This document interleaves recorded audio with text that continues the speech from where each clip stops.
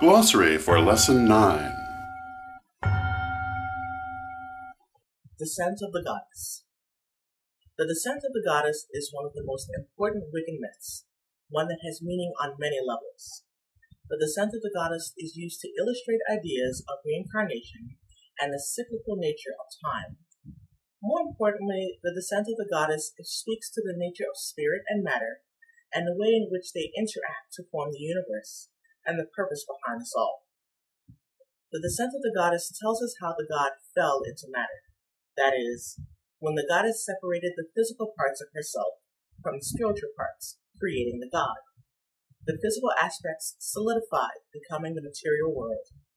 To redeem these, the goddess entered into matter herself in the form of the millions of souls and reunited with the god in this way. In time, these souls, combining both material and spiritual aspects, will return to their origin, just as the earth returns to summer after each winter, and the soul is reborn after each lifetime. Divine plan. The term divine plan refers to the idea that nothing happens accidentally or randomly, but everything is united as part of a single divine whole, all of whose parts have meaning. The divine plan is an intrinsic part of deity. It is contained within everything that exists, since everything that exists is ultimately a manifestation of deity. The divine plan can be accessed through the monadic level of the being, which, though separate from deity, retains all of the essential nature of deity at the core of the individual soul. The idea that the totality of the divine plan is present in all things and can be seen through them is the ultimate meaning of as above, so below, the ancient maxim of Hermes Trismegistus. Energetic. The term energetic, as used here, refers to things pertaining to psychic energy. Thus, energetic healing refers to healing by means of psychic energy. The chakra system is part of one's energetic body, and the movement of energy between chakras is through energetic circuits. Futhark. Futhark is a modern term used to describe the ancient Germanic runic alphabet. F, U, T, H, A, R, K are the first 6 letters of that alphabet, hence the name we use for it today. In recent years, there has been great interest in using the runes of the Futhark for magic and divination, and so the term runes is most commonly used in reference to these.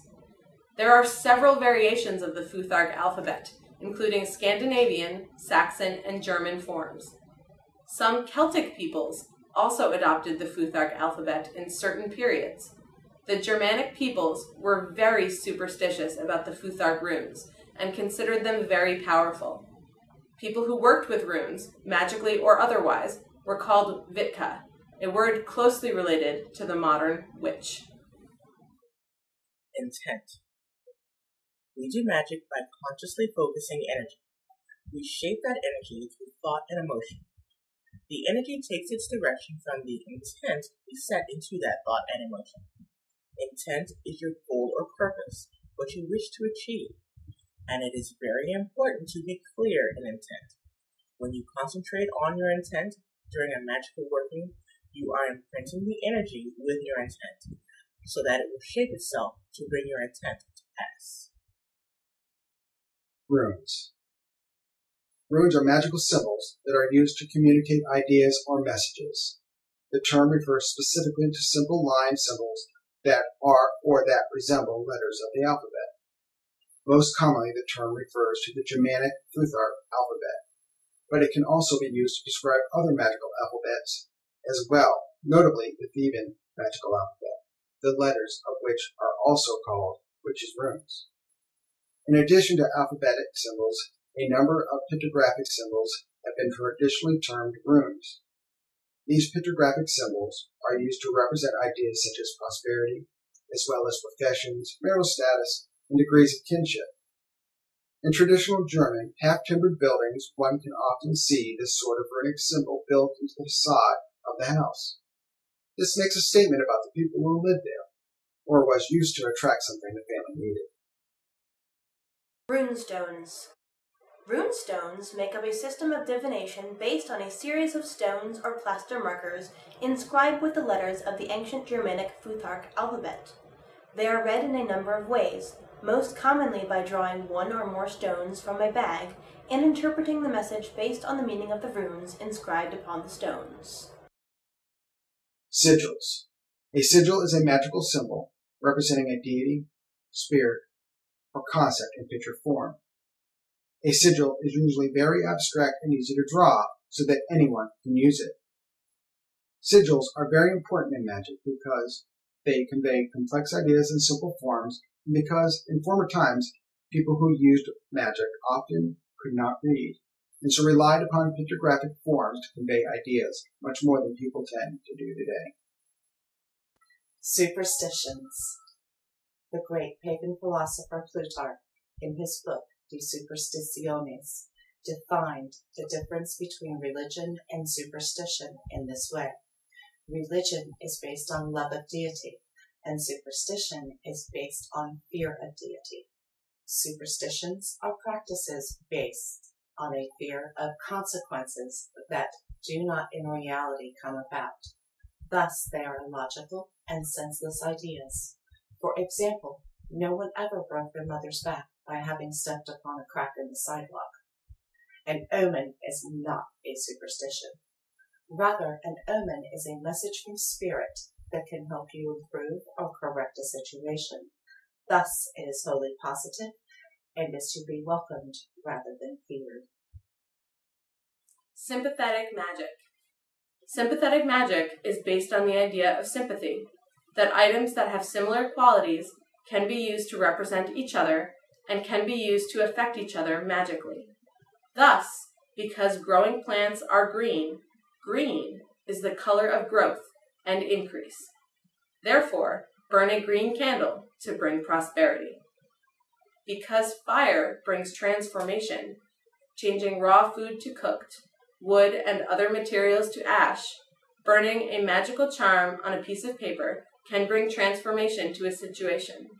In reality, these are keys, or symbolic tools that we use to focus our energy and intent, which is what really makes the change. Tarot cards.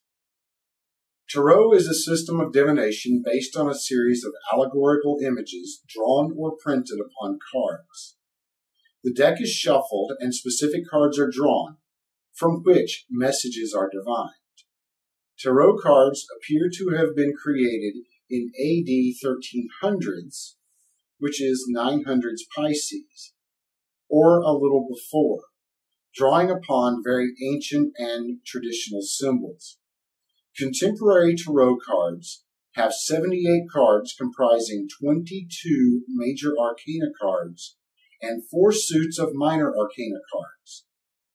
The suits of the minor arcana correspond to the 4 sacred tools of Wicca: wands, swords, cups, and pentacles, as well as to the 4 suits of common playing cards which descended from them. Tea leaves. In former times, tea was not made from tea bags, but from loose tea leaves. These would leave residue in the cup when the person had finished drinking the liquid. Skilled diviners interpreted these residues by means of the pictures it seemed to form and by their placement in their cup. The same technique was also used to read the residue left in the cup of coffee grounds. Once widely popular, the reading of tea leaves is now a rather rare form of divination.